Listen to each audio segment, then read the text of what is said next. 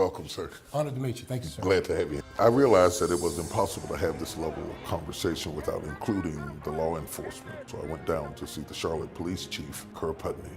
Chief, I know the last few weeks have been harrowing days for you. And when you look at the conditions that the city is in, and particularly as it relates to this current tragedy, can you describe for us the level of investigative work that you have done or are doing in order to determine, did Mr. Scott have a gun? We have evidence, compelling evidence, that leads us to believe that, yes, he did. If you have compelling evidence that would set aside everybody's suspicions, why would that evidence not be submitted to the public? No such evidence exists. I don't think any evidence is above suspicion. I can tell you, though, when you lay all the facts in sequence, the conclusion that I arrived to was it didn't rise to the level that we would be arresting an officer for having committed a crime.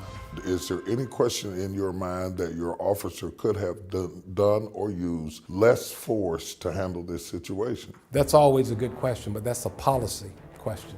There's a parallel investigation internally to see if any training issues or policies were violated. That's separate and apart from the criminal investigative. So what would make it a crime? We would have to find reason to believe that the officer's actions were in violation of the law, meaning it was a criminal act, that he shot somebody. Well, we've got people marching in the street, we've had looting, we've had life lost.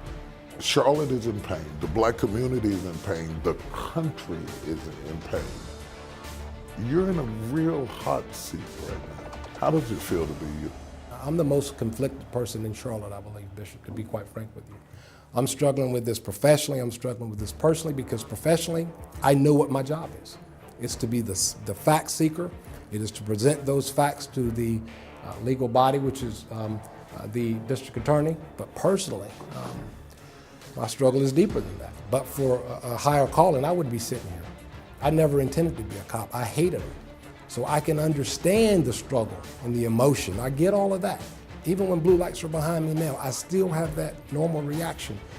And I can tell people, we got to get beyond the emotion, because the process that we're talking about reforming, we have to see it work out.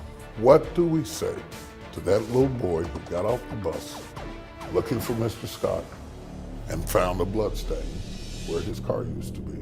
That is the pain. That is the difficulty. And people want to lay that at the feet of the officers who were doing the people's work. And it was a collision course.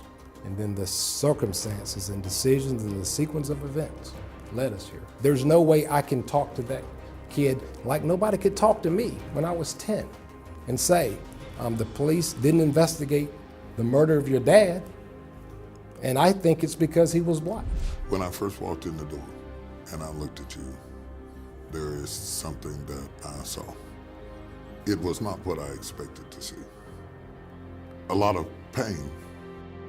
Bishop, this has been probably the most difficult week of my professional career. But for my faith, I would not be still standing. Until we can confront the fact that we're a lot more alike than different, until we can confront the fact that I'm working in a profession that has done bigoted and biased and racist things in this very country to black people and people of color, because we need empathy, we need compassion. My heart goes out to a family that I know I'd be the last person they want to talk to. And that's a struggle for me. That hurts me personally. But I gotta get to healing our city.